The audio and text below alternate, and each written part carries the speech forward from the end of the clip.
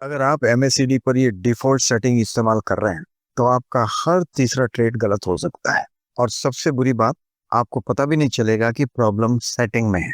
आज मैं आपको वो फॉर्मूला बताऊंगा जो 90% ट्रेडर्स नहीं जानते हैं। देखिए, सवाल ये नहीं है कि MACD में ये 12 फास्ट मूविंग एवरेज है या 26 स्लो मूविंग एवरेज है या 9 सिग्नल लाइन है, बल्कि सवाल ये है कि ये नंबर्स किसने डिसाइड किए और क्या ये हर टाइम फ्रेम के लिए सही है। यहीं पर 80% ट्रेडर्स फंस जाते हैं। मैं आपको एक एक्सपेरिमेंट दिखाता हूँ। सेम स्टॉक सेम डे, लेकिन दो अलग अलग सेटिंग।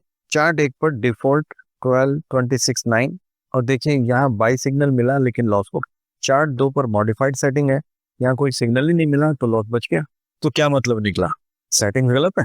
रुकिए, जवाब इतना सिंपल नहीं। असली सच ये है कि 12-26-9 हमेशा गलत नहीं। ये 1970 में गेराल्ड एप्पल ने डेली चार्ट्स के लिए बनाया था। क्या डेली चार्ट और उसके लिए सही है, लेकिन आज आप ज्यादातर क्या यूज करते हो? 5 मिनट का चार्ट, 15 मिनट का चार्ट, 1 घंटे का चार्ट। अब समझ में आया प्रॉब्लम? डेली चार्ट्स की सेटिंग को 5 मिनट के चार्ट पर यूज करना ये ऐसा है जैसे ट्रक के टायर को स्कूटर पे लगा दो। तो फिर इस सेटिंग को बदले किस लॉजिक से? लेकिन उसके पहले ये बात समझ ली। अब आप सोच रहे होंगे सर सेटिंग बता दीजिए, लेकिन यहाँ पर कैच। अगर मैंने आपको सीधा नंबर्स बता दिए तो आप फिर से वही गलती करो। क्यों? क्योंकि सेटिंग चेंज करना बहुत आसान है, लेकिन सही सेटिंग चुनना ये एक साइंस है। और यहाँ देखिए, ये तीनों अलग सेटिंग्स हैं लेकिन तीनों में प्रॉफिट है। हो गए ना कंफ्यूज? तो आइए उस लॉजिक को समझते हैं। सेटिंग चुनने के लिए 3 चीजें चेक कीजिए। सबसे पहले है टाइम फ्रेम का रूल। जितना छोटा टाइम फ्रेम उतनी छोटी सेटिंग। 5 मिनट का चार्ट है तो 5-13-5 या 8-17-9 ट्राई कीजिए। 15 मिनट का चार्ट है तो 9-21 और 7 चेक कीजिए। और 1 घंटे का चार्ट है तो 12-26-9 डिफॉल्ट सेटिंग ठीक। और डेली चार्ट है 12-26-9 is perfect. It was designed for daily chart. दूसरा है volatility check. High volatility stock है तो छोटी सेटिंग्स, लो वॉलेटिलिटी स्टॉक है तो बड़ी सेटिंग्स।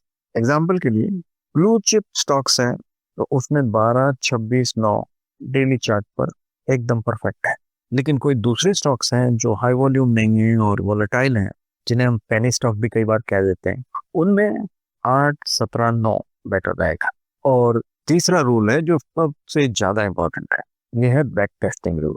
किसी भी सेटिंग को ब्लाइंडली इस्तेमाल नहीं करो।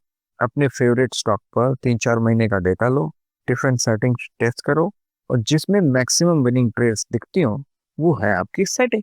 जैसे कि देखिए यहाँ पर इस स्टॉक ने 9-21-7 में बेस्ट परफॉर्मेंस दिया, लेकिन इस स्टॉक पर 12-26-9 बेटर रहा।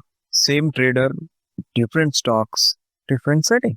अब चलते हैं उन कॉमन गलतियों की तरफ जो आपको नहीं करनी। अब सबसे पहली है सेटिंग्स को डेली बदलना, और दूसरी हर लॉस के बाद सेटिंग को ट्विक करना, और तीसरी YouTube पर किसी ने बताई सेटिंग को ब्लाइंडली कॉपी कर। इसके बजाय ऐसा कीजिए, हर सेटिंग को लंबे समय तक टेस्ट कीजिए, जर्नल मेंटेन कीजिए और रिजल्ट देख कर डिसाइड कीजिए। तो अब चलते हैं फाइनल आंसर की तरफ। 12-26-9 की डिफॉल्ट सेटिंग को बदलना चाहिए या नहीं? आंसर है इट डिपेंड्स। अगर आप डेली चार्ट ट्रेडर हैं मत बदलिए, इंट्राडे ट्रेडर हैं टेस्ट करिए और बदलिए, स्कैल्पर हैं डेफिनेटली कस्टमाइज कीजिए।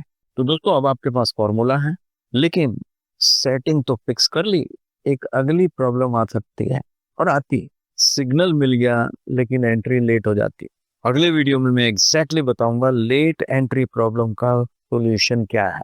तो दोस्तों, MACD सीरीज के सभी वीडियो देखने के लिए सब्सक्राइब कीजिए और बेल आइकन दबा दीजिए। कमेंट्स में बताइए कौन सी सेटिंग्स यूज करते हैं।